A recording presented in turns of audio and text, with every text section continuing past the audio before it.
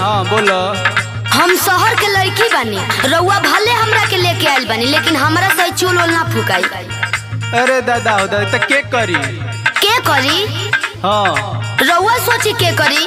हमरा घरे तो नौकर सोकर लागल बड़े, हमरा घरे गैस पर खाना बनेला। तई तोरा बाबू के घर ना? सुनी हम बताओ तनी। बतावा। हम लड़की हाई फाई नहीं चूल्हिया फुकाई।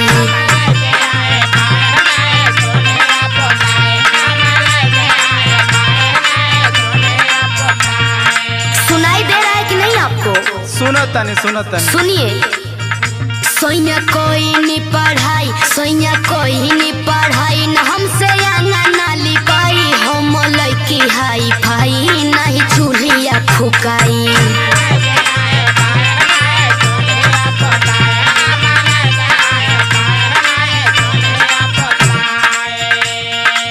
सुना। बोलिए। घर में दूगो छोट भाई बाड़न सा।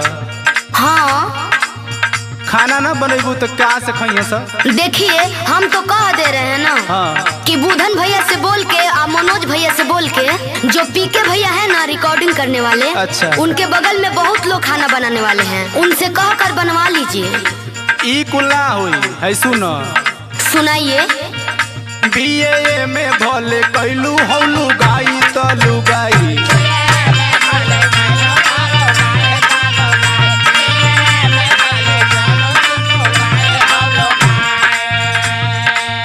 सुनिए हमरा पढ़ाई पर मत जाइए, कह दे रहे हैं आपसे।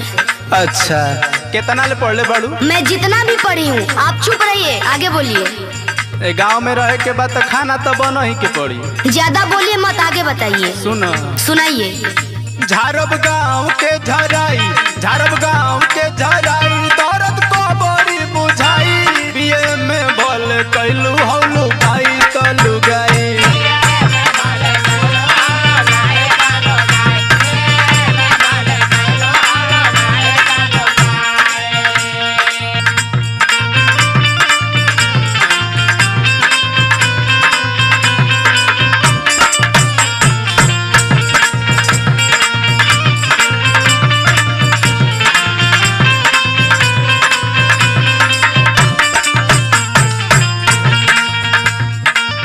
सुनो। सुनाइए। सुनो गांव में का मिलेला? हाँ बताइए का मिलता है। गांव की हवा लगी धनिया चौका पानी होई।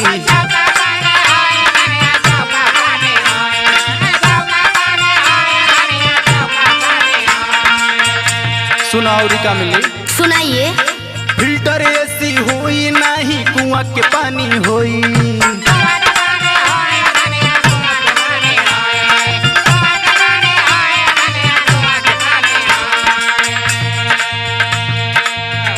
बेड सेट नहीं हो चरपाई चरपाई।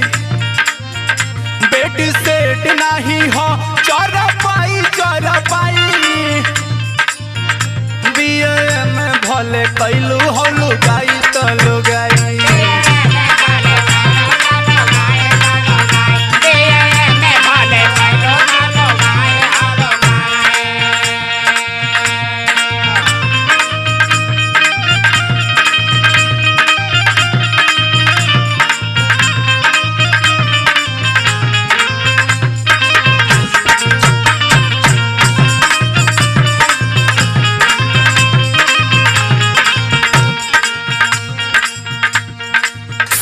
सुनाओ। अब हमसे गर्मी ना सहाये राजा जी। अच्छा है गांव कितना बढ़िया पूर्वी हवा बहता, ई तारा के अच्छा नहीं के लग? सुनी रउआ तो देहात के बानी तो रउआ सह ले, हम तो हैं शहरी मॉडल, कबो बेना नहीं खी डोलौले। अच्छा इतना बड़े बड़े लोग गांव में रहता, तारा से ना रही? सुनी गर्मी ना सहाई, हमसे बेना ना डोलाई।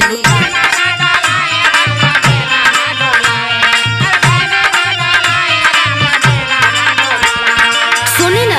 हाँ। हम कहतानी हौ जेतू बाबा जौन बाड़े ना, हौ हमार पीके भैया। हाँ। आहेने कोरस वाले चाचा लोग बैठल बाड़े, ए लोग से बोल के काहे नहीं मंगवा देते हमार करेजा। सुनी शोभित जी के गड़िया से हम के चल जाई।